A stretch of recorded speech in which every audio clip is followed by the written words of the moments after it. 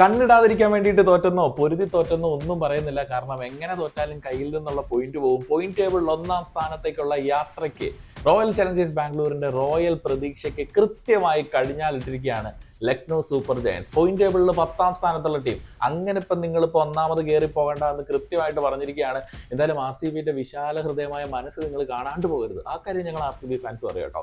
കാരണം സ്വന്തം ഗ്രൗണ്ടിൽ തുടർച്ചയായിട്ടുള്ള 8-ാമത്തെയോ 7-ാമത്തെയോ പരാജയത്തിലേക്കായിരുന്നു ലക്നോ പോയിക്കൊണ്ടേയിരുന്നത്. കഴിഞ്ഞ സീസൺ മുതൽ ആ ഒരു ഗ്രൗണ്ടിൽ തോറ്റു പോയിട്ടുള്ള ഒരു ടീമിനെ സ്വന്തം ഹോം ഗ്രൗണ്ടിലെ വേദന മനസ്സിലാക്കി ഒരു വിജയം ആർ സി ബി സമ്മാനിച്ചു എന്ന് പറഞ്ഞു കഴിഞ്ഞാൽ തെറ്റു പറയാൻ വേണ്ടിയിട്ട് പറ്റുമോ?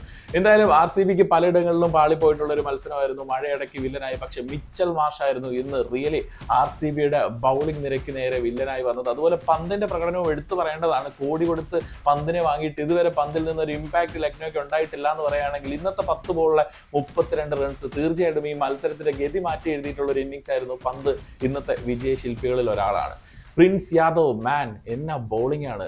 വിരാട് കോഹ്ലിനെ പുറത്താക്കിയിട്ടുള്ള ആ ഒരൊറ്റ ബോൾ മതി ഈ ഒരു സ്പെല്ലിന്റെ സ്പെഷ്യാലിറ്റി പറയാൻ വേണ്ടിയിട്ട്. ഗംഭീരമായിരുന്നു, കിടിലം ബൗളിംഗ് പെർഫോമൻസ്. ഇന്നത്തെ മത്സരത്തിൽ ആർ സി ബിയുടെ കയ്യിൽ നിന്ന് മത്സരം പിടിച്ചെടുക്കുന്നതിൽ പ്രിൻസ് യാദവിന്റെ പ്രകടനം വളരെ വളരെ നിർണായകമായിരുന്നു. ആർ സി ബി ഫാൻ എന്ന നിലയിൽ അസ്വസ്ഥനാണ്, സങ്കടമുണ്ട്, ഉറപ്പാണ്. പക്ഷേ ഈ ടീം തിരിച്ചു വരും. ടോപ്പ് 2 തന്നെയാണ് ഞങ്ങളുടെ ലക്ഷ്യം. ആ ടോപ്പ് 2-ലേക്ക് എത്താൻ ഇനിയും ഒരുപാട് വഴികളുണ്ട്. ഞങ്ങളുടെ ആർ സി ബി ആ രീതിയിൽ തിരിച്ചു വരുമ്പോൾ ഒരുപാട് ചോദ്യങ്ങളും ഒരുപാട് ഇടങ്ങളിൽ കുറെ കാര്യങ്ങൾ ഫില്ല് ചെയ്യാൻ വേണ്ടിയിട്ടുണ്ട് ആർ സി ബിക്ക്. ഏറ്റവും പ്രധാനമായിട്ട് കഴിഞ്ഞ കുറേ നാളുകളായിട്ട് ഞാൻ ജിതേഷ് ശർമ്മയെ ഇതുവരെ സപ്പോർട്ട് ചെയ്ത് തന്നെയാണ് നിന്നിട്ടുള്ളത്. കാരണം കഴിഞ്ഞ വർഷം ഉൾപ്പെടെ ജിതേഷിന്റെ പ്രകടനങ്ങൾ നമുക്ക് നിർണായകമായിട്ടുണ്ട്. പക്ഷേ ഈ തവണ പുള്ളിക്കാരൻ ഒട്ടും ഫോമിലല്ല. ആ കാര്യത്തിൽ ടീം ഒരു തീരുമാനം എടുക്കേണ്ടതായിട്ടുണ്ട്. ഒരു 6-ാമത്തെ ബൗളിംഗ് ഓപ്ഷൻ റൊമാരിയോ ഷെപ്പേർഡ് ഇതുപോലുള്ള ഒരു മത്സരത്തിൽ നമ്മളെ ചിലപ്പോൾ വിജയിപ്പിക്കാൻ കെൽപ്പുള്ള ഒരു ബാറ്റ്സ്മാൻ ആയിരിക്കും. പക്ഷെ ഇന്നും ചില ഇടങ്ങളിൽ പുള്ളി ഡൗൺ ആകുന്നത് നമ്മൾ കണ്ടു. പക്ഷേ റൊമാരിയെ കൊണ്ട് ഒരു ഓവർ എറിയിക്കുക എന്ന് പറയുന്നത് പോസിബിൾ ആയിട്ടുള്ള ഒരു കാര്യമല്ല. ഒരു ഓവർ എറിഞ്ഞു കഴിഞ്ഞാൽ മിനിമം 15-16 റൺസ് പുള്ളി കൊടുക്കുന്നുണ്ട്.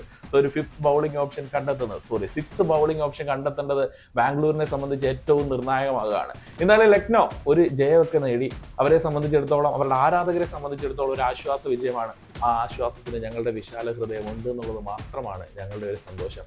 വിരാട് കോഹ്ലി ഉണ്ടെങ്കിൽ നമുക്കൊരു പ്രതീക്ഷയാണ്. എത്ര വലിയ ചേസിലും ആ ഒരു സൈഡിൽ അയാൾ ഉണ്ടെങ്കിൽ അയാൾ നമ്മുടെ ഒരു നെടുന്തൂണായിട്ട് നിൽക്കും. വീണ്ടും വിരാട് കോഹ്ലി പോയപ്പോൾ ആ ഒരു പ്രശ്നം നമ്മൾ കണ്ടു. രജത് പടിദാറിന്റെ ഇന്നിങ്സ് എടുത്തു പറയേണ്ടതാണ്. ഗംഭീരമായി ഓരോ ഷോട്ടുകളും ഇന്ന ക്ലാസ്സാണ്, ഇന്ന സ്റ്റൈലാണ്, ഇന്ന കിടിലൻ ടൈമിംഗ് ആണ്.